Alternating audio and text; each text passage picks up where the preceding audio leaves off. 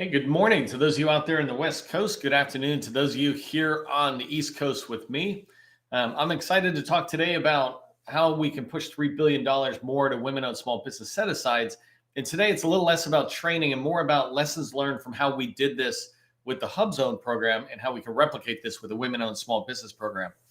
Before we get started, I just want to share a tip as a thank you to those who show up early or on time. Today's tip is about targeting.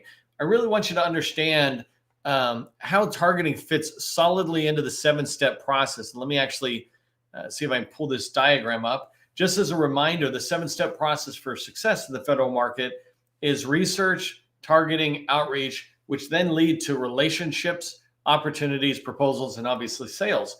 And so my tip for you is about targeting today. So many of us just kind of wing who we're going to talk to, right? We're just if we have a card here, a card there. But targeting is a specific thing. It's about building a list of people you want to try to talk to and perform outreach to in a particular agency.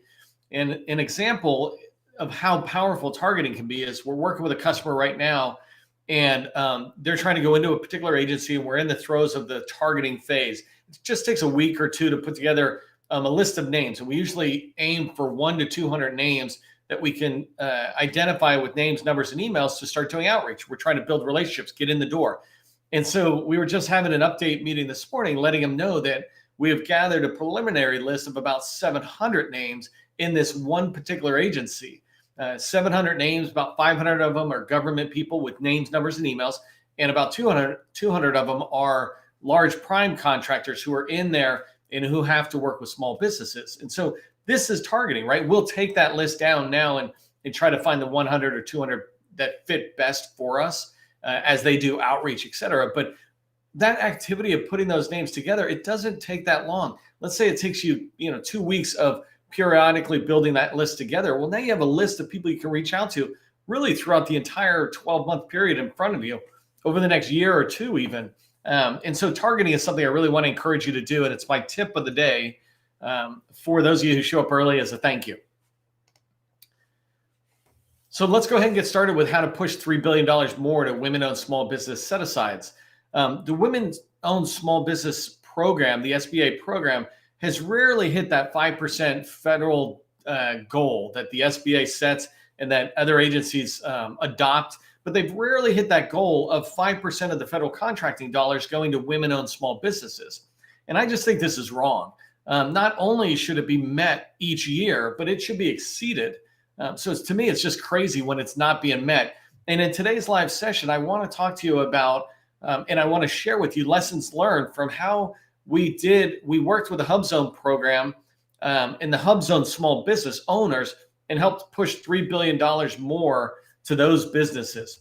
By understanding what we did, for the HUBZone program, we can see a roadmap of what could be done for women-owned small businesses so that the SBA can meet their goals, so every department can reach their goals, so every agency can meet their goals, and really inside the agencies and inside of DoD services, every command can meet their goals. There's no reason all of these organizations can't meet their goals of at least 5% going to women-owned small businesses, and that's where we want to go. I'm going to talk about what we did to make this a success in the HUBZone program, but I'll give you a little spoiler alert. I didn't blame Congress, right? When I led this effort, I didn't come along and say, hey, let's blame Congress. I took responsibility. I took responsibility for all HUBZone small businesses. And by taking responsibility, I put the HUBZone small businesses in control of their own success, of their own future. And that's what I want for women-owned small businesses. And that's the purpose of today's training, today's lesson. Okay, if you don't know who I am, my name is Neil McDonnell. I'm the president of the GovCon Chamber of Commerce. I want to welcome you to my daily federal sales training where I teach tips for success in the federal market. I spent 20 years as a small business owner in the federal market, and since 2018, I've been teaching people like you that government contracting is not a secret. It's just a process. When we follow a process A to Z, we're going to have repeatable, predictable results, and that's what I want for you. Do me a favor, before we get too much farther, put in the chat your company name and your core competency to help buyers remember who you are. Just use 2 or 3 words on your core competency, and that'll let us know what you do. And finally, I just want to say thank you to the GovCon Chamber of Commerce sustaining members. We don't take money from the federal government. We don't take money from large primes. It's sustaining members like you that help make this training possible, make the directories that we have on our website available to small businesses everywhere. And so we just want to say thank you for your support. Okay, so we're going to dive in. I'm going to dive in and share with you my lessons learned from helping HUBZone small businesses push $3 billion more to their small businesses. And it's something, as we go along in today's session, you can equate to how it would apply to women-owned small businesses. And so I just want to set the stage for you, right? The situation, this all happened back in 2017 and 2018 is when I started the GovCon Chamber of Commerce. I actually started it as the HUBZone Chamber of Commerce because initially that was the business I got engaged with, and that's what I started tracking. So in 2017, when I started my 5th company, I realized that the HUBZone program had never hit its goal. In 20 years, back then, 20 years, it had never hit its goal. And for the past previous 10 years, it had been shrinking, right? So performance against their 3% goal, that's all that the federal agencies had to set aside, is 3% of the federal contract dollars going to HUBZone firms. And that goal had steadily been dropping, or excuse me, performance against that goal had steadily been dropping for 10 years. And in 2017, when I got on the scene, it was 1.65% is what they were hitting. Not 3%, 1.65%. And what that meant in real dollars was that $6 billion was being left on the table each year, not going to HUBZone small businesses. Theoretically, 3% would have been about $13 billion, and they were only winning $7 billion. So $6 billion was sitting on the table.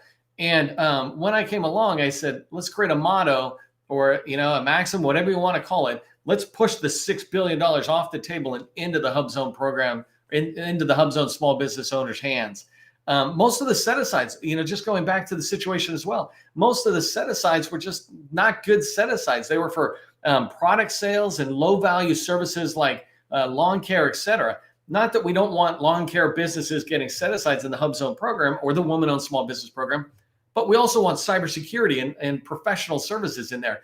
And one of the ways the government kept hitting their any performance level they were hitting is they have these huge product contracts go through a HUBZone firm where some manufacturer like Dell would get most of the money and the HUBZone will go in and they count like $1 billion sale towards the HUBZone program. And, again, I don't have an interest in stopping that. What I have an interest in is helping more small businesses, in this case, when HUBZone set-asides or for women-owned small businesses, help them do that. So anyways, I saw this situation, and when I saw it, I closed my 5th business and I started this thing called the HUBZone Chamber of Commerce, and I said, we're going to stop this downward slide. We're going to start pushing that money into the HUBZone program. I kind of found my passion for my my second activity, right? I spent 20 years as a small business owner with multiple businesses, and then I said, let's start this HUBZone Chamber, which eventually became the GovCon Chamber. I want you to think about similarities, though, to the women-owned small business program. Even today, I'm describing 2017. And by the way, one quick aside, when we came on the scene, the HUBZone performance against goals shot up. And if you look at it, since we've shifted our attention away from HUBZone, it's gone down again. And so somebody needs to be having their eye on the program to be moving it forward. And for the moment, my eye is on the women-owned small business program, not the HUBZone program. And so similarities, on the federal side, the goal is 5% for women-owned small businesses. But rarely, if ever, do they hit that goal. The women are 50% of the population or more, right? But rarely can we set aside 5% of the contract dollars for women-owned small businesses. DOD, in fact, has never hit its goal, never hit 5%. And some recent data shows them at their performance now is at the 2013 levels. This is unacceptable, right? Doesn't have to be this way. And we're going to talk about this. And so when you think about the women-owned small business program not hitting its goals, right now, that basically represents $3 billion that should be going to women-owned small businesses. And so, here we want to sit there and push that $3 billion off that table and into women-owned small business hands like yours. So I just want to talk about why HUBZone firms weren't winning what they expected to get, why they weren't getting more set-asides. And I want us to think about that for why women-owned small businesses right now are not getting as many set-asides as I think they should, and maybe you think they should as well. So the first thing is, in no particular order, and I'm actually not going to list them all. I'm just going to give you 3 reasons on why HUBZone firms weren't getting more set-asides. And the first thing is that HUBZone firms were not attractive to contracting officers. It's just a fact. Holistically, they weren't attracted to setting aside contracts to HUBZone firms for 2 reasons that I list out here. One is the HUBZone business has to have recertification happening at a certain point, right? 1 year, 3 year, whatever it is at different points. But they have to get recertified. And so contracting officers were worried about if a HUBZone firm became decertified, no longer eligible for HUBZone, but they had awarded them a 5-year contract, then they might have to recompete that 5-year contract 2 years in, for example. And so that scared contracting officers away. And it didn't, and the problem with that is they tended to experience that more with HUBZone firms that were in the Washington, D.C. area. If they went to Oklahoma, California, where I started the HUBZone Chamber, 80% of the state is HUBZone. No one's ever going to stop becoming HUBZone until they graduate small. The second reason is that there was a false perception with contracting officers that HUBZone firms were low value skill set on what they offered, and they wanted to reach out to them on low risk. So low value contracts or low risk contracts, like I said, lawn care or product sales. Product sales are, I'll give you the money when you give me the product kind of thing. So it's very low risk to the contracting officers. But there was this false perception that HUBZone firms weren't that, let's call it sophisticated, right? That they couldn't do cybersecurity or other professional services, software development, program management, not just project management, but huge billion-dollar program management. And it's the same thing perhaps with women-owned small businesses, this perception of what women-owned small businesses can do and maybe what they can't. And what I say to people all the time is there's no such thing as a small business. There's just a billion-dollar business that's a little bit smaller, right? The Booz Allen and you are the exact same. You're subject matter experts. Just one has billions of dollars and thousands of employees and one does not. Another reason why HUBZone firms weren't getting the set aside, and this might relate to women-owned small businesses as well, is that HUBZone firms weren't responding to sources sought. They would just say, why should I? There's no set-asides. They're not going to set it aside to us. And it was this catch-22 going on between the contracting shop saying, well, why should I set it aside to HUBZone firms when they're not responding to the sources sought? And the HUBZone firms saying, well, if there's no set-asides, I'm not going to respond. And it was this catch-22 back and forth, which we began to try to address. And you'll hear about that further as I go through this. But then the last reason I want to share why HUBZone firms, and this is a huge one across the small business community, right? All 300,000 of us or whatever. A reason HUBZone firms weren't winning more set-asides is because they kept acting like competitors, not competimates. When you look at the large prime contractors, they do not act like competitors. They act like competimates. One day we're working together on this billion-dollar opportunity, and one day we're competing against it. But we're friends the whole time. We're just moving forward, so one of us is winning. And HUBZone firms were just competing, never competimating, right? Rare examples, right? But generally, people just thought if you won, then I lose. And so I'm not working with you at all. And they wouldn't work to push opportunities to set asides. And we got them going in that direction. I'll talk to you about how we can do that. But I see similarities with women-owned small businesses where there tends to be a little bit more competition than being competitive mates, saying, let's work together to push more set-asides. And then at the RFP, let's compete. Okay, so let me share some of the things I did within the HUBZone Chamber when I was there and we were pushing business or opportunities to HUBZone firms. One of the biggest things that we did, and this is going into what could be done with women-owned small businesses. By the way, we did a ton. I just picked 5 to mention, but we did a ton. And I have multiple videos throughout this whole period of the successes that moved forward. I'll give you an example of something I didn't prepare to talk about, but is a really important thing. When we started the HUBZone Chamber of Commerce, I said 2 things. I want it to be virtual. I don't care about a physical event. That's not the purpose of us. And the reason I wanted it virtual was because I wanted it to be national. I wanted the HUBZone Chamber of Commerce, when I started it, to have members from every single state, from Guam to the U.S. Virgin Islands, in every single state. By the time we had 300 members, we had somebody from every single state, and Guam, U.S. Virgin Islands, Northern Mariana Islands, America, Samoa. So we had everybody out there. We were not a DC based or Oklahoma based, but we were a national based organization. And the reason we did that is because we wanted everybody in the HUBZone program to benefit, not just those who were close to me or knew me or something. And so we pushed really hard on that. And as we passed 1,000 and 2,000 members, that was a consistent thing for us, is that we had national presence. And so it's something that's really important because it talks about competitive, bringing people together. So a big thing that we did right from the start for moving the HUBZone program forward, which can be done for women-owned small businesses, is we put the focus on winning contracts, not on shaping policy. I didn't care about policy. I didn't care about Congress. And the reason I didn't care is because that takes years to get done. Anything to get done takes years. In the SBA, in Congress, all that activity takes years.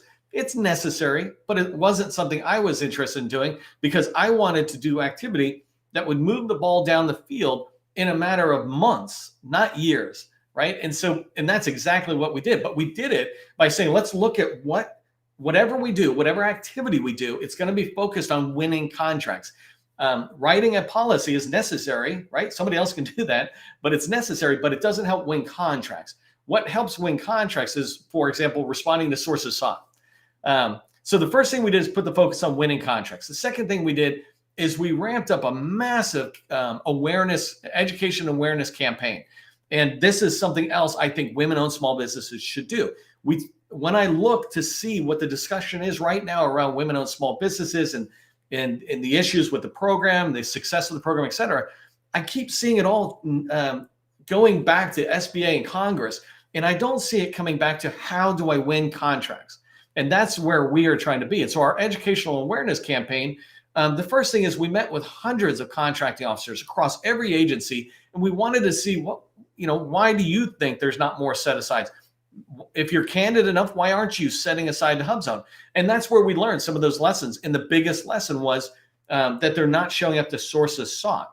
The second biggest lesson is when I do market research, I can't find HUBZones that do this type of work. And I'll talk about that in a minute.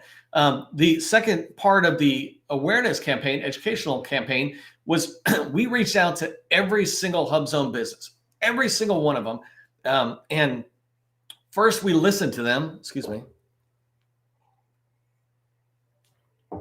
I get choked up when I'm talking about it. First, we listen to them and try to hear their complaints. What are they complaining about? What's contracting officers complaining about? Like, okay, how do we begin to turn that complaint into a problem statement, which then has a solution, right? Complaining does none of us any good, but sometimes we need to complain a little bit in order to find the problem to then define the solution. And so first we listened to the HUBZone firms. There was like 5,000 of them. So we reached out to everybody constantly. And then we educated HUBZone small businesses about the process. So many of us, me too, when I was running my businesses, wasn't totally aware of market research, how it happened, how the acquisition lifecycle worked. But we began to talk to them about the process, most particularly about the process of showing up. If you don't show up when the contracting officer is trying to decide whether to set it aside to women-owned small business, HUBZone small business, or full and open, if you don't show up, then the contracting officer can only operate with the information they have. We also had meetings with every single congressional representative. Every single one of them. I did many of them. And then we had all sorts of volunteers who were HUBZone business owners reach out to their own congressional representatives. And we educated them on the HUBZone program and government contracting. One of the things that I think government contractors just don't understand is that Congress could care less or even understand what a HUBZone or a woman-owned small business in the government contracting space is. There's 30 million small businesses in America. 300,000 of us roughly are small businesses selling to the federal government. Congress is dealing with all the craziness that they deal with, including like the war in Ukraine, funding for the entire government, all these things that are on their mind. We think about a woman-owned small business set aside. We think about HUBZone set asides.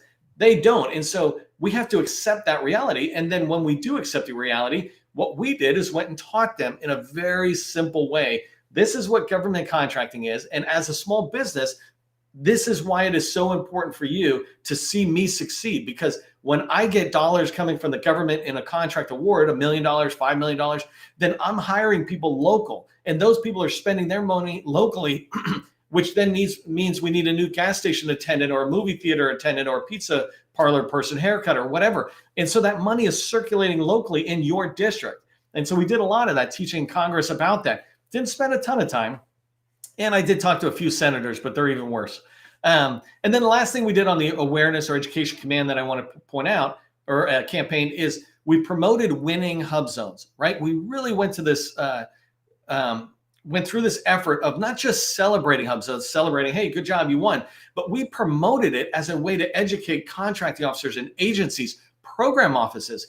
Do you understand these women-owned small businesses, or in that case, it was HUBZone small businesses?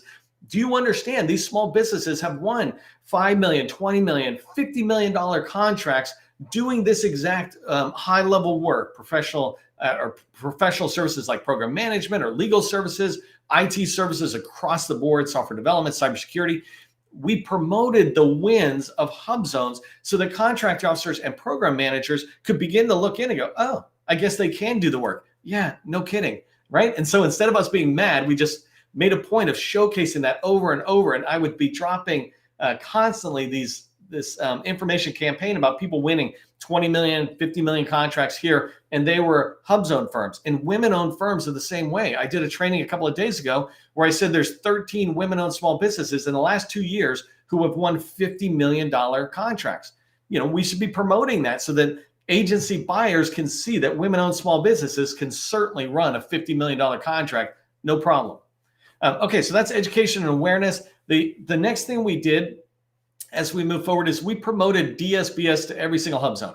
If you've been to any one of my trainings, I'm talking about visibility, be visible where the buyer looks. And the number one market research tool in the federal government for buyers is the Dynamic Small Business Search, or DSBS tool that SBA runs. Together with SAM, it makes up your small business profile. And when a buyer is looking for a HUBZone firm or a woman-owned small business, they look in there and let's say they type woman-owned small business cybersecurity. If they don't have any coming back or very few coming back, they say, women can't do it. Let's move on. HUBZone firms can't do it. And the HUBZone, when we did the HUBZone activity back in 2018, 70 or 80% of HUBZone businesses were completely invisible. They had no keywords, nothing in there that allowed the buyer to find them, but they had past performance, right? And so we taught them to do that and to fill it out. And buyers were able to begin to find them more during market research, invite many more HUBZones to come in and respond to sources sought. And for women-owned small businesses, it's the same thing. If you watch previous training, I talk about the stats of how invisible women-owned small businesses are right now in 2023. And that's some simple step that we could take that moves forward.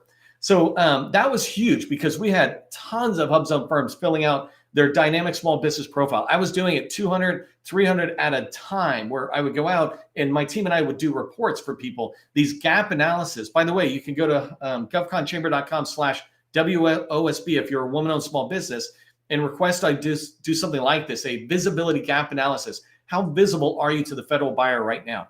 Anyways, that was a big thing that we did. We did that. We reached out to every HUBZone firm to do that.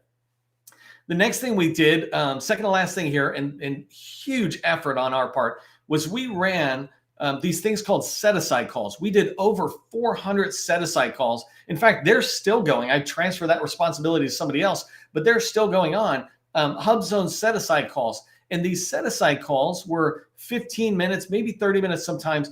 And they were designed to pick an opportunity that was in this market research phase and that HUBZone firms wanted to push, or I thought more often than not that we could push to HUBZone if we just got enough HUBZone firms to respond. And so we would find the opportunity, invite a ton of HUBZone firms. We never had favorites. We invited as many as we could find that were in that particular area. Construction, IT, training, it didn't matter because we rotated it every day to a different opportunity. What we were trying to do is to just increase the number of sources sought so that HUBZone firms could win. But these meetings were designed to sit there and quickly answer some questions about the opportunity, give people guidance on how they can push it to HUBZone set aside. And the other thing was to share information we learned from the contracting officers, because we would reach out and quickly ask some questions. In particular, are you open to this being set aside to HUBZone if enough interested parties respond, right? When we got the go-ahead, we ran these set-aside calls. And so we did this every single day, and we got to this point where we were doing 2 a days, which was crazy and awesome and very successful. And let me give you a quick example of my favorite, because it was obviously the big one, but it's my favorite because it's exactly what I was trying to prove, is that if the buyer and sellers can get together, then there can be a match. So there was a State Department reached out to me one day when we were doing this, and they said, hey, we've been trying to reach HUBZones. We wanted this opportunity to be considered to be set aside for HUBZone, but we can't really get any kind of response or traction from HUBZone firms. Can you help us? They reached out to me through the SBA. So they reached out to the SBA first. The SBA knew who I was, and they were trying stuff. They said, well, let's go ask Neil. And when they reached me, they said, this needs to be done tomorrow. Can you help us reach out? And the first thing I said was no. I'm like, what? I was like, look, you're asking HUBZone firms to respond with a 10-page response in 24 hours. That's unfair to them. Now, if you're open to just a single-page template, then we can do this. A template that says, here's my core capabilities and here's my past performance. That's what they really wanted. Can you do it and have you done it? And the contracting officer was awesome. He's like, no, that's perfect. We're just trying to see if we're doing sources sought here. And so I said, okay, I'll help. Within 24 hours, the State Department had back almost 100 responses from HUBZone firms who said they could do the work and they were going to respond to the RFP when it dropped. They wanted it to be set aside. Long story short, State Department set it aside to HUBZone. It was a $200 million opportunity. It ended up getting awarded, I think, to 4 different companies, right? So $200 million that would have gone full and open or some other set aside went to HUBZones only because they responded, right? Yes, I'm so great because I got them to respond, but they would not have set it aside to HUBZone if the responses were not quality responses from quality companies. All I did was get the HUBZone firms to show up into the sources sought, and the government set it aside. This happened over and over again, not at the $200 million level, right? But many times in the below $5 million level, and often over the $5 million level to like the $25 million level. That's all normal promotion out there.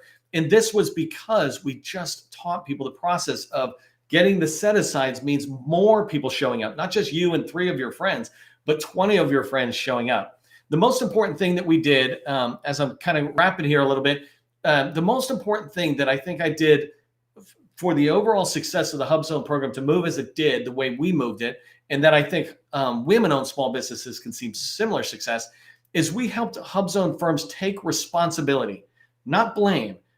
Don't blame the government. Don't put the responsibility on the government, but we took responsibility ourselves. And when we took responsibility, we gave ourselves control. By taking responsibility, the HUBZone firms gained control. They realized that there was no conspiracy by the contracting officers. If they showed up en masse, right, 10, 20 responders to an RFI sources sought, then the likelihood of it being set aside to HUBZone, or in this case, women-owned small business, is very likely. And so that was a big deal, but it wasn't until we took responsibility. There's a line out there that I love, and it basically goes, if you want to see the change, be the change. If you want to see the change to the women-owned small business program, be the change. Right now, I'm looking for 40 women-owned small business owners who want to push $3 billion more to women-owned small business set-aside, not for yourself, but for all women-owned small businesses. If you're interested in helping me raise the tide, if you're willing to help raise the tide for all small businesses, do me a favor, reach out. If I can find 40 women-owned small business owners who are interested in moving the tide, raising the tide for all women-owned small businesses, then I'll get overly engaged in this with you. And so send me a message in LinkedIn or in email. And I just want to remind everybody, government contracting, it is not a secret. It is just a process. I'll see you in the next training.